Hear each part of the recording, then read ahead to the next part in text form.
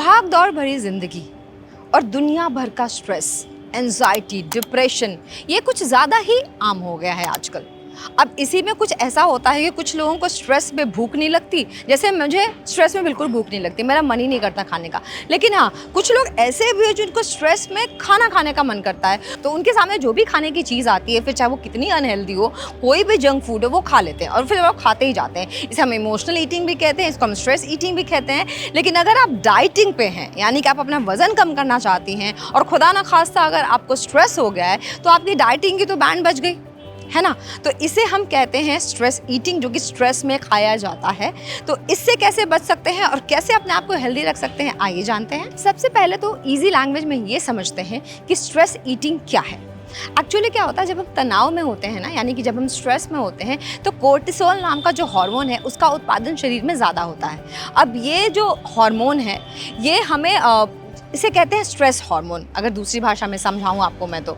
अब होता क्या है, जब इसका उत्पादन ज़्यादा होता है तो हमारे दिमाग में तरह तरह की चीज़ें चलती हैं। अब इसका एक बैड इफेक्ट क्या होता है कि जो पुरुष होते हैं वो स्ट्रेस में स्मोकिंग करते हैं या फिर अल्कोहल की तरफ जाते हैं, और जो महिलाएं होती हैं वो खाने की चीज़ों के पीछे भागती हैं, यानी कि खाद्य पदार्थों के पीछे भागती हैं, यानी वो ज़्यादा खाना खाने लगती हैं। अब इसका बुरा प्रभाव तो दोनों ही तरफ से है, मतलब अगर कोई स्मोक कर रहा है, कोई अल्कोहल पी रहा है, वो भी ख़राब है, लेकिन अगर आप ज़्यादा ज़रूरत से ज़्यादा खा रहे हैं, वो भी आपके हेल्थ के लिए अच्छा नहीं है। तो किस तरीके से इससे बचाव किया जा सकता है, अब इसके बारे में भी जान लेते हैं। सबसे पहले तो आपको स्ट्रेस ट्रिगर को पहचानना होगा।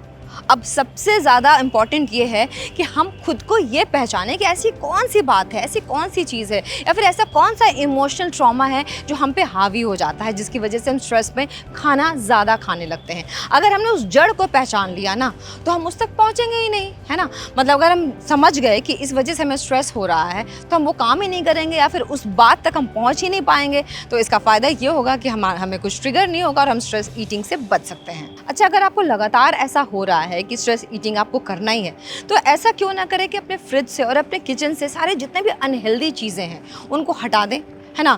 वो बड़ी सी कोल्ड ड्रिंक की बॉटल, वो जंक फूड, वो फ्राइड फूड्स, वो फ्रोज़न फ्रूट्स, उनको हटा के अगर उनकी जगह सिर्फ हेल्दी ऑप्शंस रखे जाएं और आपको स्ट्रेस ईटिंग करने का दिल करेगा, तो फिर आप क्या खाएंगे, हेल्दी खाएंगे। इससे आपकी सेहत बनी रहेगी और धीरे धीरे हो सकता है कि स्ट्रेस में ईटिंग करने की जो आपकी आदत है वो भी चली जाए। वेल, अगर आपको फूड मसाज बहुत पसंद है तो ये आपके काम आ सकता है स्ट्रेस ईटिंग को कम करने में।